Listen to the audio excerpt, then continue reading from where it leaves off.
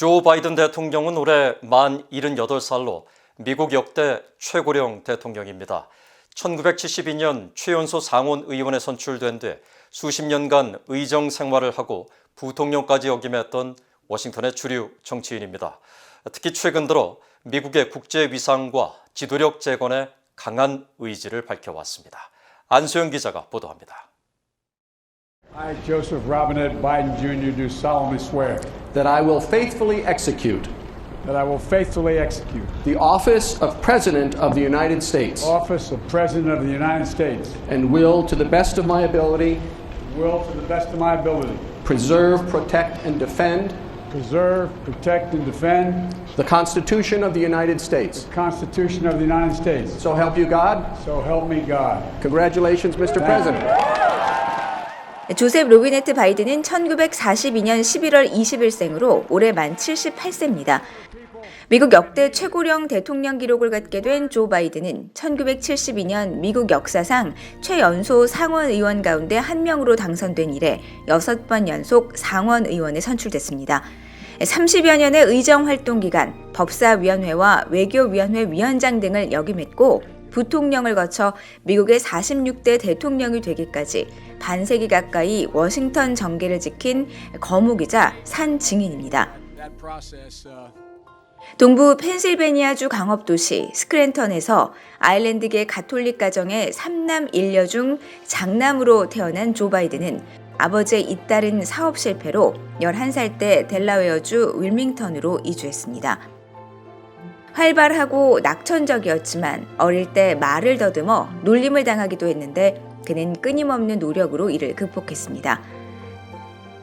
델라웨어 대학교를 거쳐 시라큐스 법률전문대학원을 나온 뒤 변호사로 활동했던 바이든은 대학 동창인 닐리아와 결혼해 세 자녀를 얻었고 1972년 30세 나이에 연방 상원의원 선거에서 공화당 현역 의원을 꺾고 당선되며 파란을 일으켰습니다. 하지만 바로 다음 달 교통사고로 아내와 1살 딸을 동시에 잃는 비극을 겪었습니다. 어린 두 아들이 입원한 병실에서 상원의원 취임 선서를 했던 바이든은 이후 워싱턴에서 델라웨어주 자택까지 기차로 왕복 4시간씩 출퇴근하며 의정 활동을 했습니다. 1977년 재혼한 질 바이든 여사와는 딸이 하나 있습니다. 2015년 아픔은 또 다가왔습니다. 델라웨어주 법무장관까지 지내며 정치 후계자로 여겨졌던 장남 보우가 46세의 뇌종양으로 숨을 거둔 겁니다. 차남 헌터는 마약 중독과 탈세와 비리 의혹 등으로 구설에 올라 바이든의 정치 경력에 흠집을 내기도 했습니다. 바이든은 세 번째 대권 도전 만에 대통령에 당선됐습니다. 2008년 경선에서는 정치 신예 버락 오바마 후보에게 밀려 중도 사퇴했지만 부통령 지명을 받아 함께 승리를 이끌었습니다.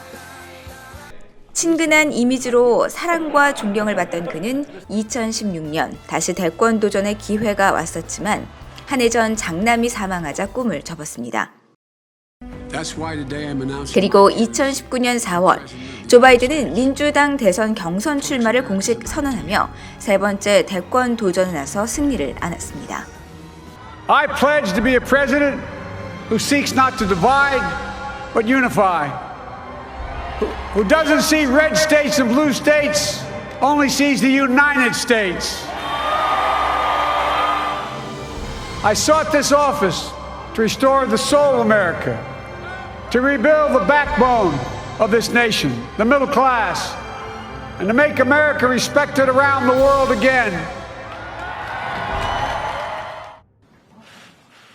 조 바이든 대통령은 신종 코로나 바이러스 대유행과 현역 대통령의 선거 결과 불복이라는 대혼란 속에 46대 미국 대통령 임기를 시작했습니다. That America is back. 조 바이든의 집권 청사진은 외교, 안보, 경제, 이민 등 모든 분야에서 트럼프 행정부의 정책과 현격한 차이를 보이고 있습니다. 바이든은 트럼프 행정부의 외교 정책이 국제 무대에서 미국의 위상을 약화하고 미국의 이익을 후퇴시켰다며 동맹국과의 관계 회복, 더 나아가 미국의 지도력 회복을 대외 정책의 기조로 삼고 있습니다. 국내적으로는 이번 대선 과정에서 극명히 드러난 미국 사회의 분열과 대립을 어떻게 봉합하며 통합시킬 것인지가 새 행정부를 이끌 바이든 대통령의 가장 큰 직면 과제라고 전문가들은 지적하고 있습니다. VOA 뉴스 안소영입니다.